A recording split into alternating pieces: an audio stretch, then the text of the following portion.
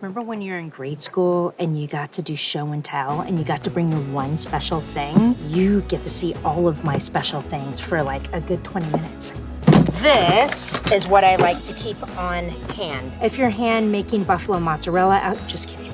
I will give you all of Maria's Camp Kitchen essentials, 25 greatest hits, things that's gonna help you cook your best when you're outdoors. Hi, welcome to another episode of Cookout. I'm Chef Maria Hines, and today we're gonna go over my sweet van kitchen. Everyone's always asking me, what do you have in your camp kitchen? Why is it so hard to cook when you're outdoors and, it's hard to clean up, it's hard to stay organized. I'm always forgetting things. So today I'm gonna show you some really simple pro tips on how to make your van life much easier and make cooking joyful when you're in the outdoors. All right, I'm gonna head to the kitchen. I'll meet you there. Every part of my life, of all of our lives, food touches. I'm Chef Maria Hines, and on the show, we're going to explore how to make food taste mind-blowingly delicious, nutrition, celebrating the great outdoors, the impact that food has on the planet, our bodies, and our communities. We're gonna go on this journey together. We're gonna learn, we're gonna cook, and we're gonna have a lot of fun.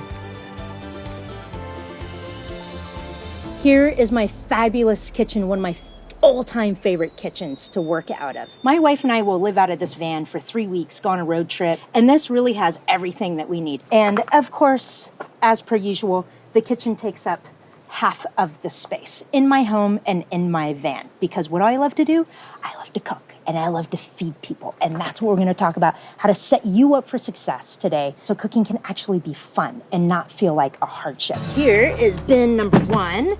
This is my knife roll. In a commercial kitchen, I would have all just knives in here. But for this setup, I basically put the majority of my cooking utensils in here. So I have a couple spoons here. I don't have a strainer. This is the strainer.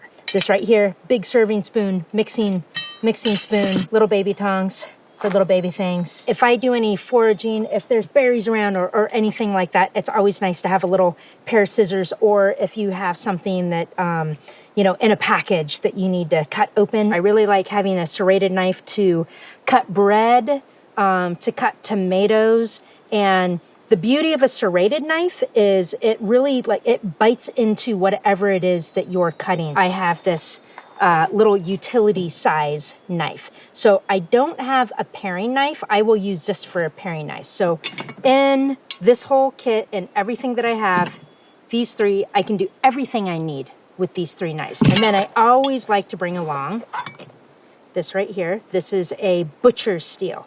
So this butcher's steel helps get a quick edge onto your knives. So definitely you get nice cleaner cuts, and it's also much safer if you're working with a sharp knife. And then I always have like a little slip cover as well, just to keep from cutting yourself. A little tiny whisk, it's nice and small, but you can whip cream with it, or you're, scrambling some eggs in the morning. Wooden spoon, which is really nice, risotto, anything, any sort of like stirring that needs to happen or kind of moving food around in a pan. I do not like to waste anything in the kitchen ever. So a rubber spatula, I always like to clean the bowls out as best I can. Very often the food that I'm cooking with, it is something beautiful that I had picked up from a farmer's market or spent a lot of time cooking, and it tastes delicious, and really just want to kind of cut down on any sort of kitchen waste whatsoever. Little cheese grater, it's a zester too. So, if you want to do any sort of like citrus zest,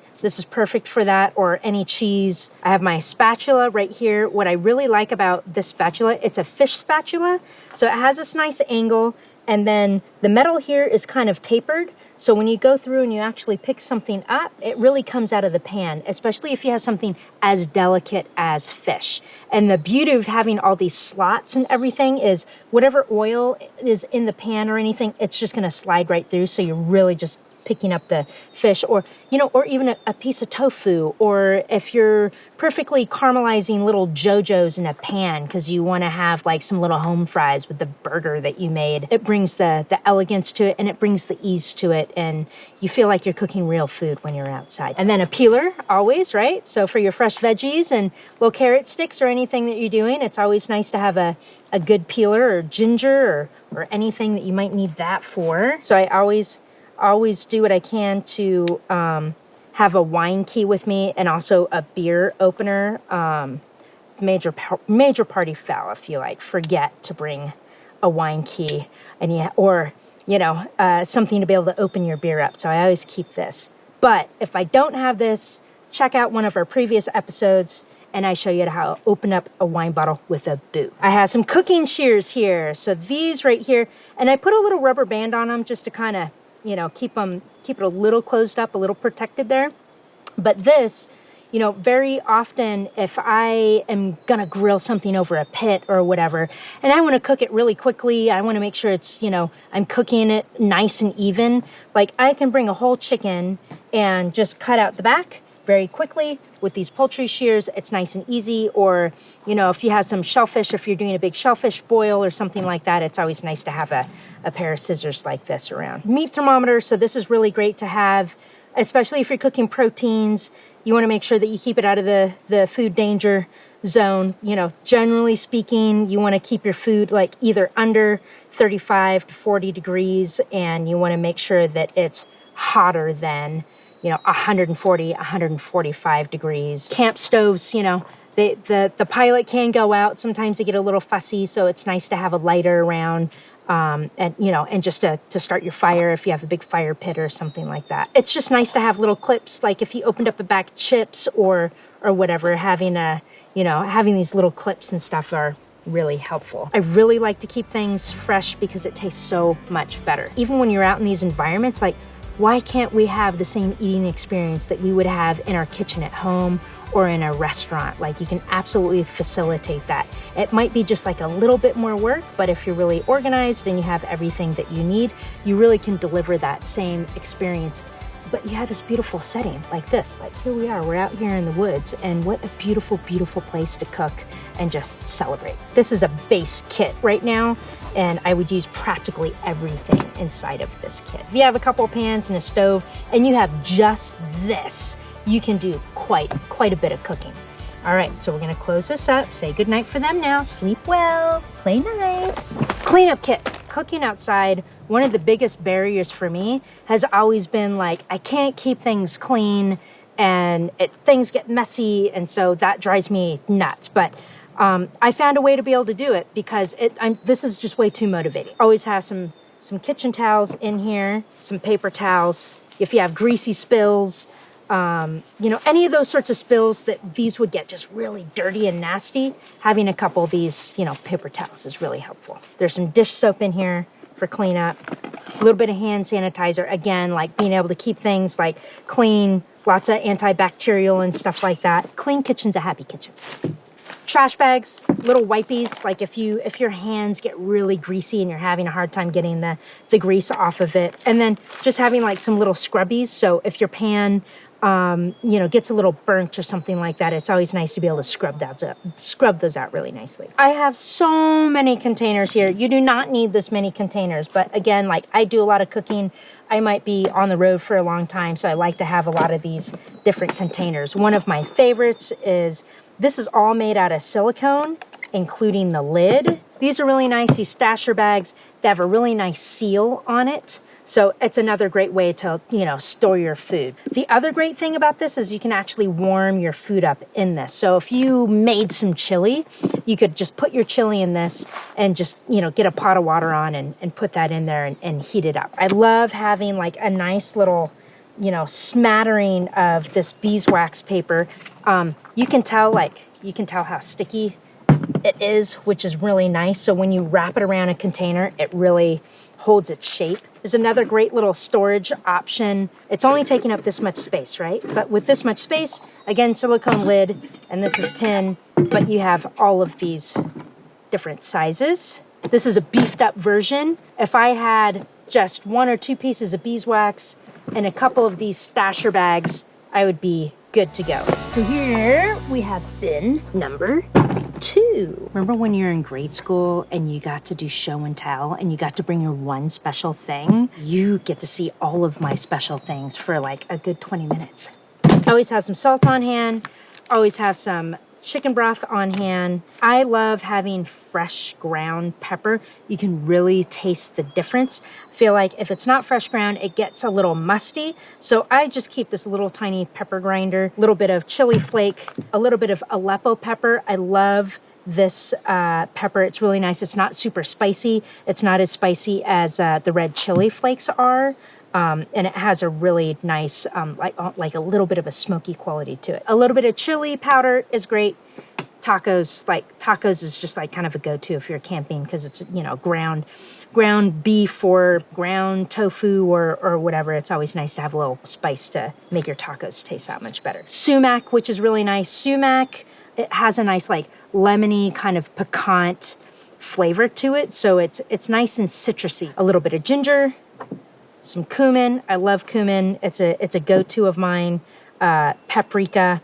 I love having all these warm spices around. Not only are these warm spices like really delicious and it'll really kind of like bring some sparkle to your food, but it's also really good to like help lower inflammation in your body. And when you're out moving around, like if I'm living out of my van, it's because I'm going rock climbing and I'm paddleboarding and I'm going hiking around and stuff like that. So all that wear and tear on your body when you come back to camp to make some delicious meals where you can restore, having some warm spices, if you can get a hold of some fresh herbs, that's always going to help you recover. I prefer more naturally occurring, less processed sugars. It's still sugar, but it's just less processed. So this right here is maple sugar. So it's just nice to have this around for anything if you need to balance out a sauce or whatever. Cinnamon is great for breakfast. It's great for dessert. If you're making a little cobbler or something, like a little bit of maple syrup or a little bit of maple sugar and some cinnamon and the ginger that we have here is perfect for that. And then, of course, there's 2 other styles of finishing salt that I always have. So I have a little bit of Murray River and then I have a little San Juan sea salt.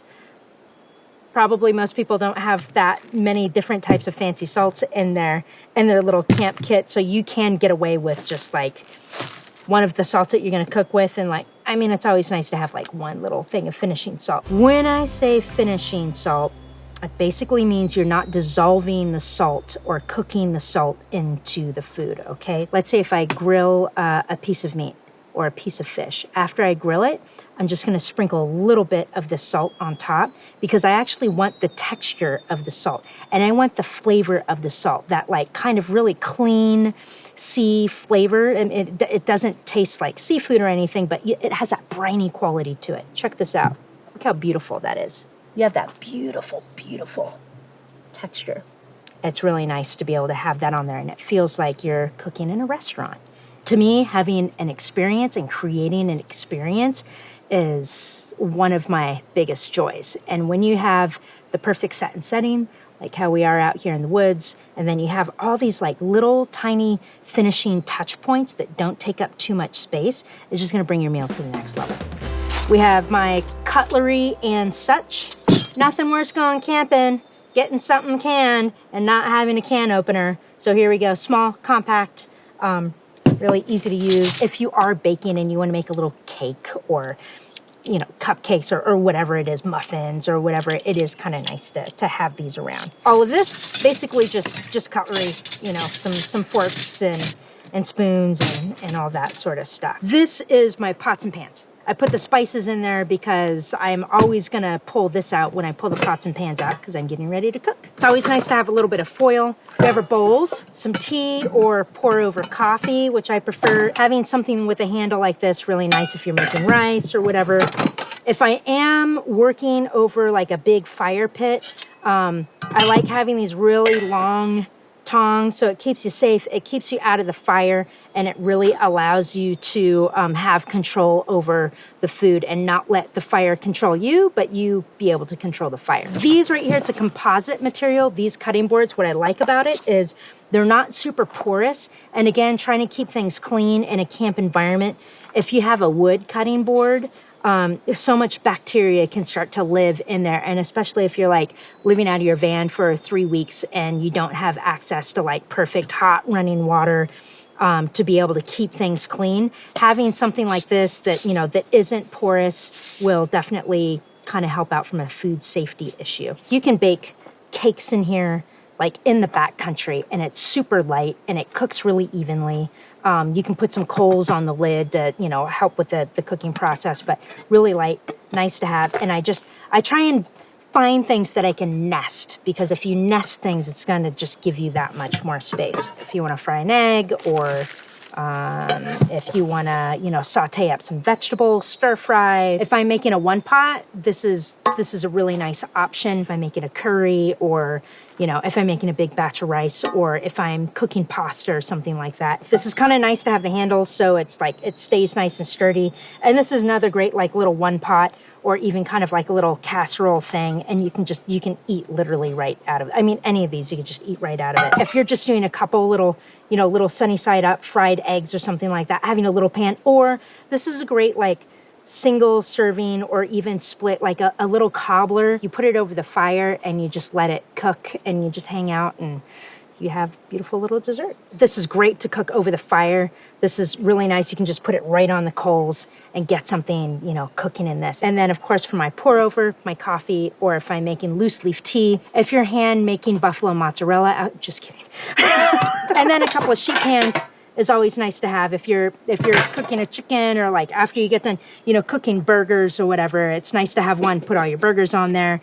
And then after they get done cooking, you know, you can have this one here. And if I was doing a slimmed down version and I had to choose out of all of this stuff, and I'm like, okay, I can only take a couple of these things. Magical spices for sure, a larger cutting board, and I would take a small cutting board. One of these little sheet pans, little cutlery kit. I take this one, and I would take this one, a bowl. And then, like, you could get away with, like, just this. This is the last bin here. I have this right here. It's like a little growler, or for wine, if I have any sparkling or something like that, it's kind of nice. Not necessary, but it is nice to have. Cook up a piece of fish or whatever. It's kind of nice to lay everything out. I very often like to use this like for my cleanup. I'll just fill it up with water, put a little washcloth in there, and it's while I'm cooking, you know, I can just be kind of washing things up if I need to. So it's great to, this is my kitchen sink. This is made out of bamboo, and so it's really nice and light. My little camp cups here, a bunch of those, little extra fuel, and then smattering of plates. If it's just the two of you, you know, you can have your 2 plates that you're going to be eating off of. But then if you have 1 or 2 of these, if you get done chopping up some vegetables, then it's, you know, it keeps things nice and tidy, and it keeps things clean. Out of all of this stuff out of this bin, what I would probably take with me, I'd take 3 plates, a couple of cups, a few of the bowls, and I would just go with this out of that whole bin there. If you like what you saw here today, please hit the like, subscribe, and if you have any comments, anything else that you want to see on this show, let me know. I'm having a great time, and let's keep cooking together. See you later. All of the camp kitchen essentials. Yeah.